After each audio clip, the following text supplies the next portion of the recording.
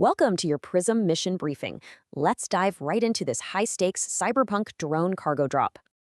Your objective? Use Python and some clever algorithmic thinking to extract the best salvage without crashing.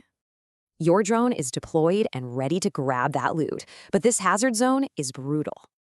The absolute payload limit is 15 kilograms. Overload the engine by even a single gram, you crash. Plus, watch out for corrupted data cores. Rogue factions disguise these nasty traps as high-value loot. Snagging just one completely destroys your mainframe. Your code literally has to filter these out.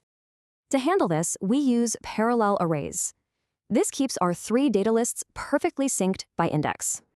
Think of these arrays like connected train cars moving together on a track. They're totally linked. So if you pop index 2 from names, you've got to pop it from values and weights too. Otherwise, the whole train derails. We absolutely must cleanly purge that corrupted data to survive. We'll build a filtering loop to create clean fallback arrays, only appending the safe cargo. But hey, sorting by raw value isn't enough. Elite scavengers optimized by sorting for value density. To maximize the haul, we calculate an efficiency score. Just divide the item's value by its weight. We find the most efficient item, pop it from all three arrays, and sort highest to lowest. Now that our data is flawlessly sorted, it's time to actually pack that drone's cargo bay. We loop through. If our current weight plus the new item stays under 15 kilograms, we pack it.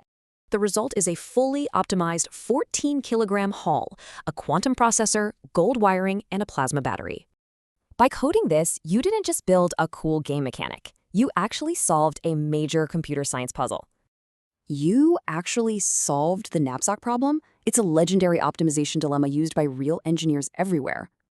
We used a greedy algorithm today. It takes the immediate best option, unlike dynamic programming's global perfection. So on your next coding mission, will you plan for global optimization or take the immediate best?